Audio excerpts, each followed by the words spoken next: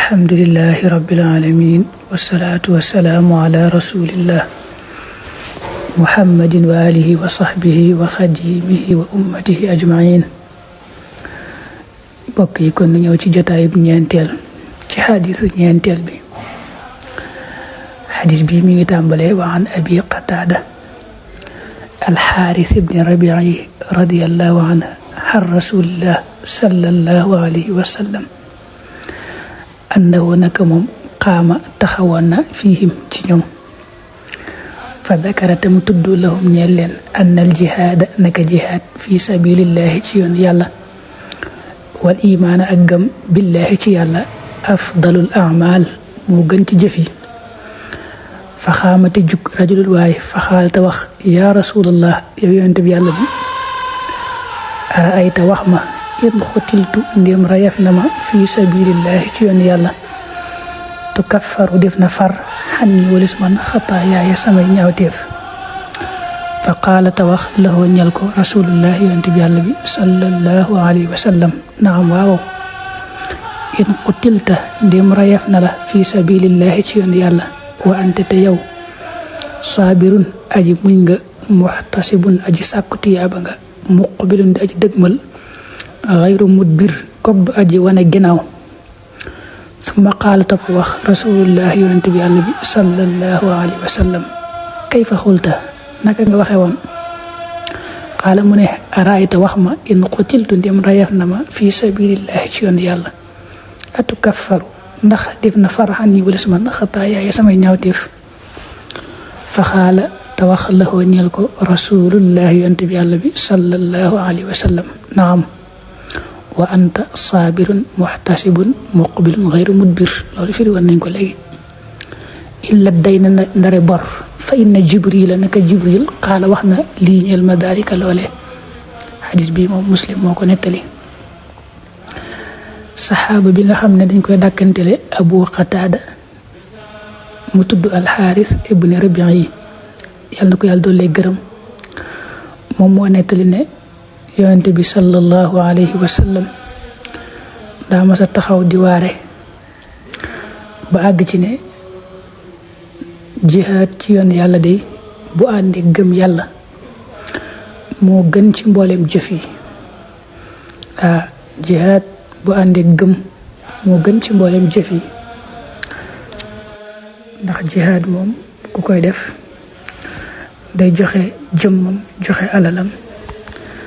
te mooy taxit baatub yàlla bi féete kaw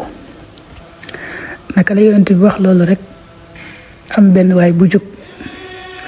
ne ko yonent bi dama bëggoon nga wax ma bu ma xeexoon ci yoonu yàlla di jihaad ba ñu rey ma ndax yàlla dina ma faral samay ñaawteef ndax yàlla dina ma jéggal dana yonte bi ne ko waaw boo dee xeex ci yoon yàlla nga muñ te xeex ga jihaad ji yàlla rek tax nga koy def dawoo benn yoon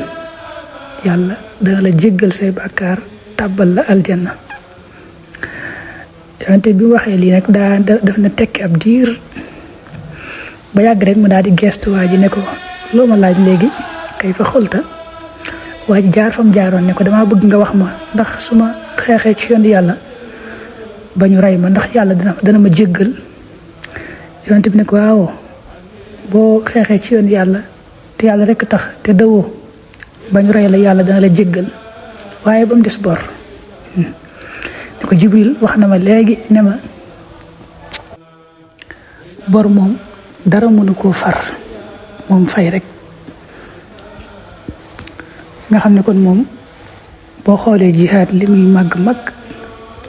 saxaaba yi nga xam ne ñoo daa ànd ak yonent bi di ko def sallallahu alayhi wa sallam képp kuñ ci rayit bañ ne shahid la bu amee bor bu mu yore loon kenn balaa dugg àjjana dana ko fay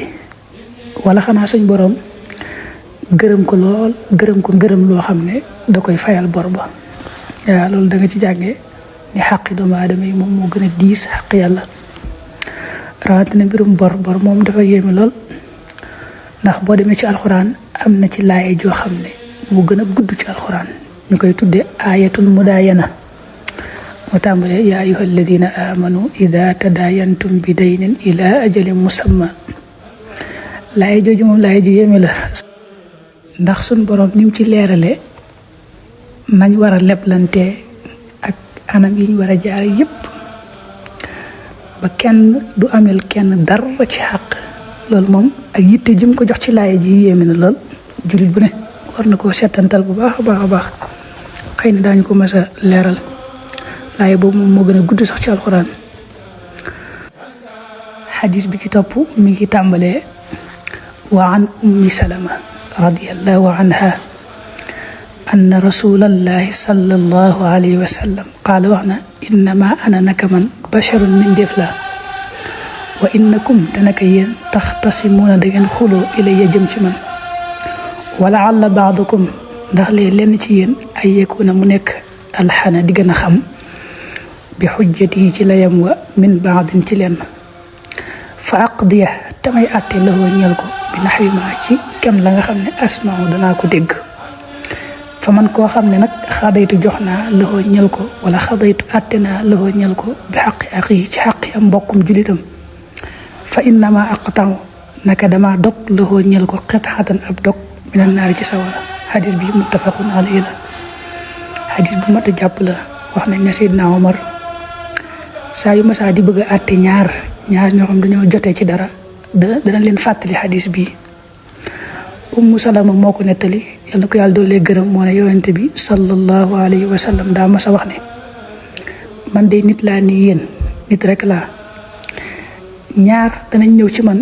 joté ci am bir mel ñu am ciowal suuf wala dara diko xëccio ma leen di atté waye da ci am ko xamni mom day ñëmi yalla day mëna wax lool neex lamiñ ba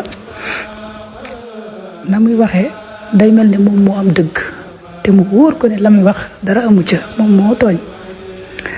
yanti bi nit ko xamne non la def da waxa wax rek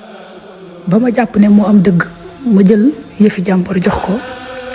koku lolu ma jël jox ko na japp ne sawara rek la dag jox ko